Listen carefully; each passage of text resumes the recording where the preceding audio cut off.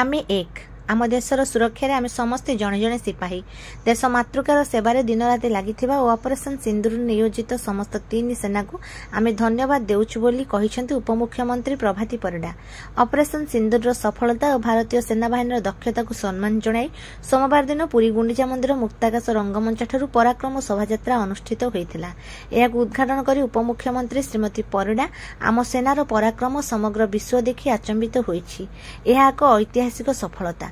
प्रधानमंत्री नेतृत्व में आम शत्रु देश को सेना परास्त करिछि, तेणु आमे प्रत्येक भारतवासी एथिपई गर्व अनुभव करिबा। आम सेना को कृतज्ञता और धन्यवाद जणाइबा आम समस्तक कर्तव्य बोली से कहिथिले। पुरी लोकसभा सांसद डाक्टर संबित पात्र, पिपिली विधायक आश्रित पट्टनायक, डाक्टर देवेंद्र तराई प्रमुख आम सेना माध्यम विपुल विजय विश्व आलोड़न सृष्टि सह आमे जे केते पराक्रमी ताहार प्रमाण मिलिछि बोली कहिथिले। आतंकी आक्रमणर सठिक जवाब देई भारत उपयुक्त प्रतिशोध नै पारिछि बोली सेमाने कहिथिले। एही शोभायात्रा मर्चिकोट छक पर्यंत जाइथिला। अतिथि माने सिंहद्वार सम्मुखरे दीपदान करी सेना मनोबल वृद्धि में प्रार्थना करथिले।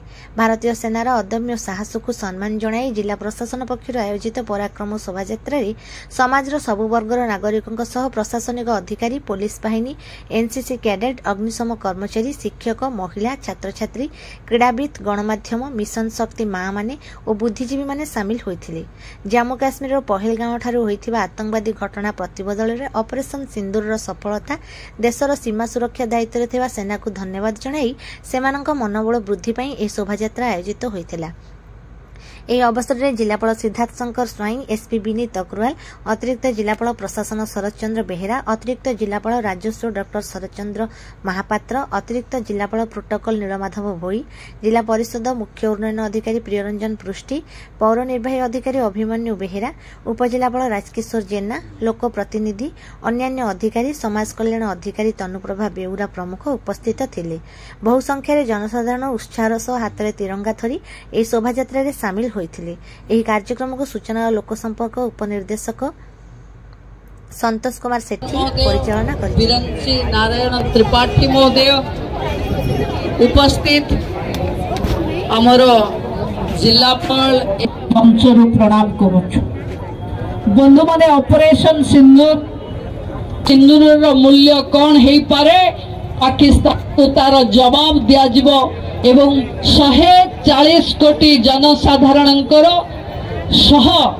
सेनार सम्मानार्थे विभिन्न गाँ गंडा ठू आरंभ करी सरकारी ऑफिसर माने सेनार सहित अछंती।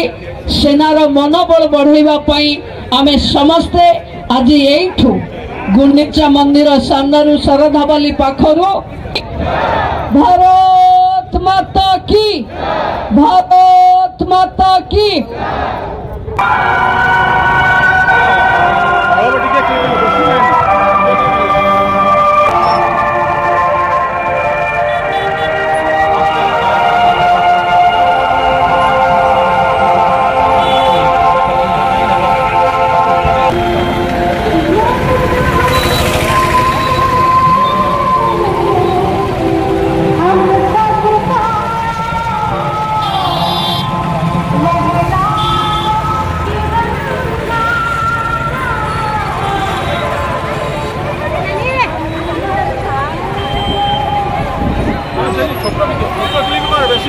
लंबा नहीं